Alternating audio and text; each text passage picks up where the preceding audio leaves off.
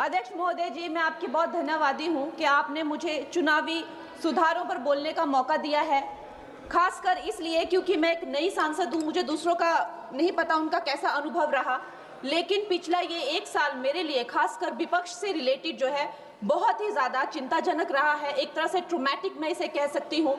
हर दिन इन्होंने यहाँ पे तमाशा किया है, हमारा दिल दहल जाता था इनको देखकर। एसआईआर ये वेल में उतर जाते थे। यहाँ पर इन लोगों ने डराना, धमकाना, धक्का मुक्की, ऐसा कोई इन्होंने किसी तरह की कोई बदतमीजी नहीं है जो एक भी दिन इन्होंने संसद भवन चलने नहीं दिया।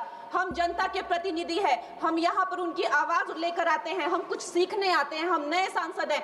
इन्होंने संसद अगर पिछले 2-3 दिन को छोड़ा जाए तो साल पर शायद ही थोड़ा चलने दिया है। एसआईआर कर करके इन्होंने यहाँ पे तमाशे किए, लेकिन अब जब इनको बोलने की बारी आई एसआईआर पे, तो अध्यक्ष महोदय जी हम देख रहे हैं कि कल leader of opposition Rahul Gandhi ji ने, मुझे लगा क्या खुलासा होगा, हम भी बड़े उत्सुक थे, सारी साल हमने एक ही शब्द सुना है, अब ये क्या ग्रैंड रेवलेशन होगी। लेकिन राहुल गांधी जी जो लीडर ऑफ ऑपोजिशन है, उन्होंने कल जब कहा खादी है, खादी में धागे हैं, धागे में लोग हैं, लोगों के अंदर, उनको जब कहा गया कि आप पॉइंट की बात कीजिए, तो उन्होंने कहा कि मैं अपना फ्रेम कर रहा हूं, मैं अपना आर्ग्यूमेंट फ्रेम कर रहा हूं। और इतनी देर बाद जब वो फ्रेम करके पहुंचे तो ले देकर वो वापस उसी अंतर्राष्ट्रीय मूल की महिला, अध्यक्ष जी मैं एक महिला होने के नाते आपसे रिक्वेस्ट करना चाहती हूं कि every woman is entitled to her dignity. वो अंतर्राष्ट्रीय मूल की है, विदेशी महिला है, लेकिन उन्होंने कितनी बार आकर उन्होंने सोशल मीडिया पे कहा है कि मैं कभी भारत नहीं गई हूं, मेरा हरियाणा चुनाव से कुछ लेना देना नहीं है। लेकिन फिर भी ये लोगों ने बिना किसी ठोस सबूत के उनका यहाँ पे फोटो बना के उन्होंने उनको उछाला, यहाँ पे उनकी तस्वीर उछाली यहाँ पर और यहाँ पर प्लेक कार्ड यूज करना भी अलाउ नहीं है। इन्होंने फिर भी नियमों का उल्लंघन किया।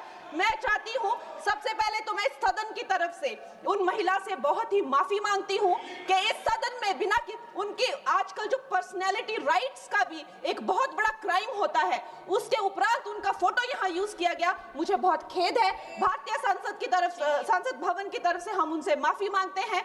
और ये देखिए महिलाओं का हमेशा ये अपमान करते हैं, लेकिन हमारे प्रधानमंत्री चाहे बेटी बचाओ बेटी पढ़ाओ हो, महिलाओं को शौचालय देने से लेकर, महिलाओं को गैस देने से लेकर, महिलाओं को जो है वो छात्रवृत्ति न जाने कितनी ऐसी योजनाएं हैं।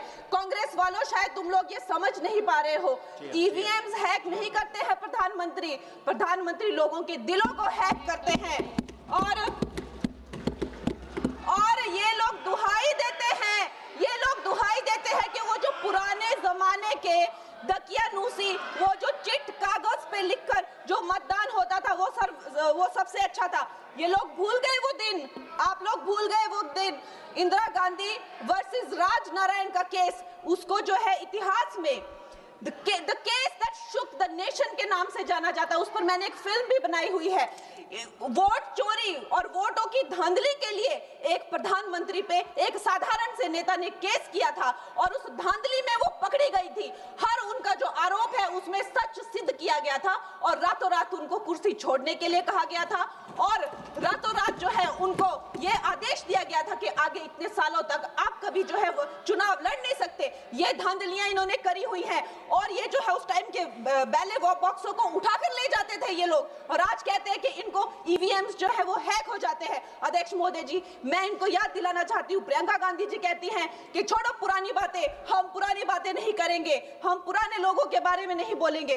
तो मैं ये जानना चाहती हूँ कि आपकी जो माता जी हैं वो तो आपकी अध्यक्ष है और इस वक्त की वो अध्यक्ष है, उनकी जो है आप देखिए जब उनकी नागरिकता नहीं थी, जब उनके पास 1983 में नागरिकता आई, उसके कितने साल पहले से वो वोट देती आ रही हैं।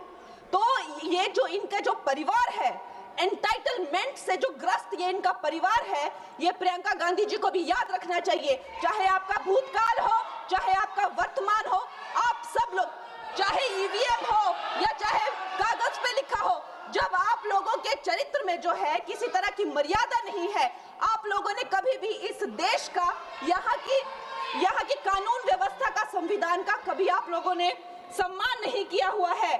और अध्यक्ष महोदय जी बिहार में जैसे ही एसआईआर आया, एसआईआर लागू हुआ, हमारी सरकार ने जो है कम से कम 60 लाख से ज्यादा अवैध। अब ये वोट, ये जो सारे अमाननीय वोट कार्ड है, ये सिर्फ घुसपैठियों के नहीं है। कुछ ऐसे लोग हैं जो माइग्रेट हो गए हैं, कुछ ऐसे भी लोग हैं जो इस दुनिया में है ही नहीं। 60 लाख से ज्यादा। और अगर वो लोग जेन्युइन थे तो उन्होंने, किसी ने तो रिक्वेस्ट करनी चाहिए थी कि भाई मेरा वोटर आईडी कैंसिल हुआ है। उसके उपरांत जो है 21 नए वोटर आईडी जो है उन्होंने दिए हैं। और इस तरह का एक माहौल बना बिहार में कि आज तक की सबसे ज्यादा वोटिंग जो है 67% वोटिंग हुई। नागरिकों में ये उत्साह जगा कि जो है इस तरह की जो क्लेंजिंग प्रोसेस है वो होना चाहिए। मैं एक देशभक्त होने के नाते अध्यक्ष महोदय जी, मैं ये प्रपोज करना चाहती हूँ कि हमारे देश में जो है हमेशा महीने 2 महीने बाद हमारे जो शीर्ष नेतृत्व हो गए, सारे अधिकारी हो गए, हमारे जितने भी रिसोर्सेज हैं, हम लोग उनको हर महीने 2 महीने में इलेक्शंस में जो है पुश कर देते हैं। इससे हमारे देश का बहुत ही भारी नुकसान होता है। और मैं ये चाहूंगी कि 1 नेशन 1 इलेक्शन, जो नरेंद्र मोदी प्रधानमंत्री जी जो कहते हैं कि एक वोटिंग जो है डेमोक्रेसी के उत्सव के रूप में, जैसे कि दिवाली होती है, होली होती है, उस रूप में मनाया जाए। क्योंकि ये सिर्फ सरकार का ही नुकसान नहीं है, 10,000 करोड़ से ज्यादा का जो नुकसान होता है सिर्फ वही नहीं है, लेकिन मुझे लगता है कि धीरे धीरे हमारे जो नागरिक भी है उनमें जो वोटिंग फटीक है, बार बार उन्हें जागरूक करना, बार बार कई जगहों से जहां वो काम करते हैं वहां से उनको ट्रैवल करके अपने नेटिव प्लेसेस पे आना और बार बार मार्केटिंग करके, it is exhausting for the whole ecosystem. तो मैं ये प्रपोज करना चाहती हूँ कि 1 नेशन 1 इलेक्शन को लाया जाए। और ये जो भी हमें जिस तरह की जो असुविधा होती है हर महीने 2 महीने में इलेक्शंस की, उससे जो है हम बच सकते हैं। जय हिंद।